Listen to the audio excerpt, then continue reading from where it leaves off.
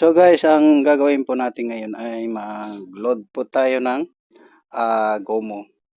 Ito po yung bagong update na load ni Gomo. Yung dating 699, naging 799 na po ngayon. Kaya para po doon sa hindi pa alam paano mag-load ng Gomo. Ito na po yun guys. Pero bago natin magawa yun, may dapat tayong ihanda. Tatlong bagay na dapat natin maihanda.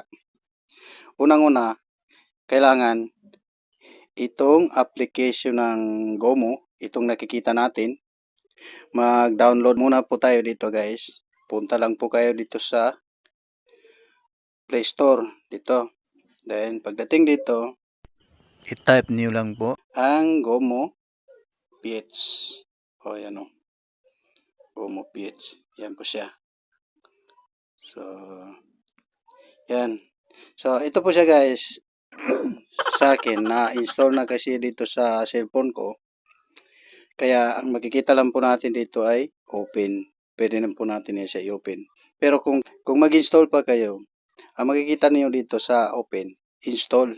Kita niyo doon. So, i-click lang po yun siya guys para po doon sa nagsisimula pa. Then, pagkatapos mo ma-install, makita mo dito enable.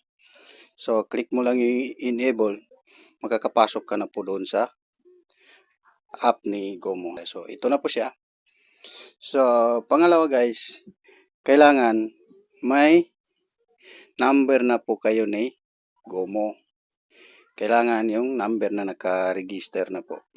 So, yun ang kailangan. Ang pangatlo, kailangan nakahanda na po yung GCash account niyo po na may laman na 800 o 799.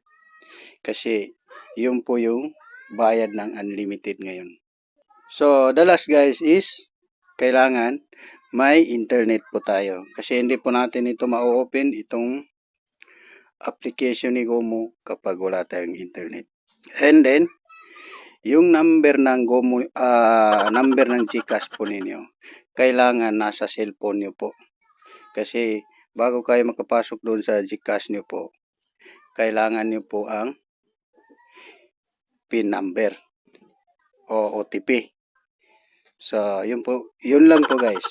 So, kapag may number na po kayo o na-install na itong application, click lang po dito sa login. Ito siya.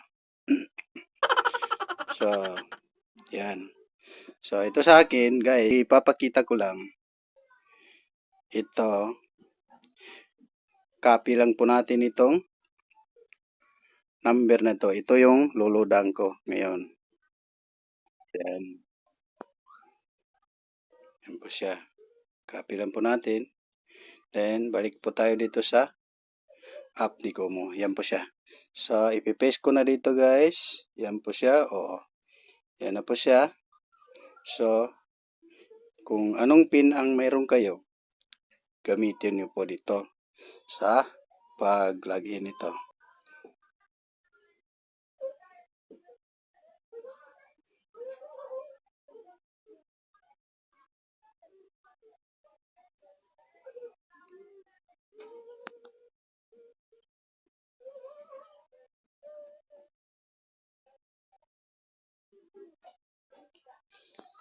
So, ayan po guys, naka-login na po. So, ibig sabihin, ready na po na yan siya i-loadan.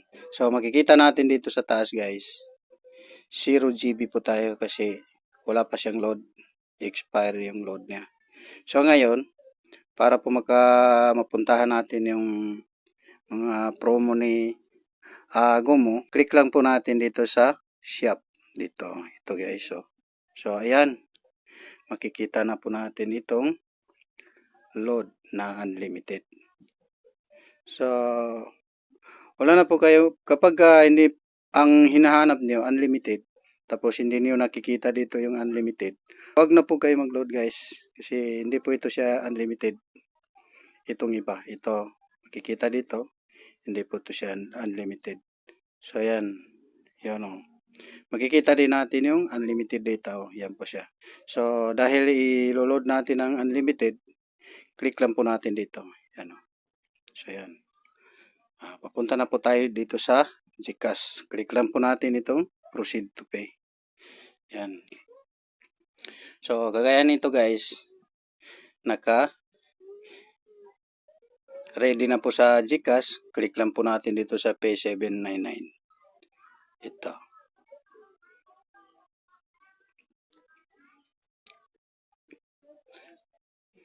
So yan, pasok na po tayo sa GCash guys. So ito po yung sinasabi ko guys. Kapag dito na kayo, kailangan yung number ng GCash nyo andiyan po sa cellphone nyo para hindi po kayo matagalan sa pagkuha ng OTP. Click po natin dito sa next. And yan, maghihintay tayo ng OTP ibibigay ni GCash. So ayun na po. So yan guys, ito po siya. Lagay natin ng OTP. And click natin itong. So ngayon, papasok na po tayo sa GCash.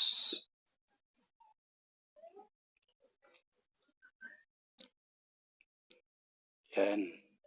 So nito na po tayo guys.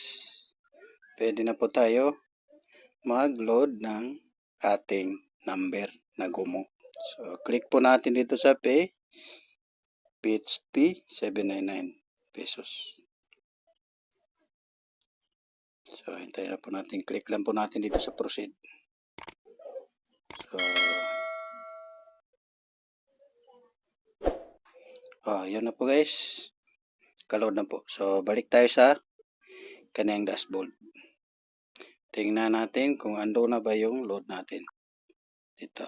Yan na po guys. Makita na po natin dito yung, di ba kanina 0 GB ang nakalagay dyan sa unli data.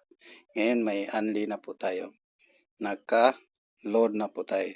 So maraming salamat guys. Sana po sundanin nyo lang po yung video natin para makapag-load kayo ng maayos. So maraming salamat po.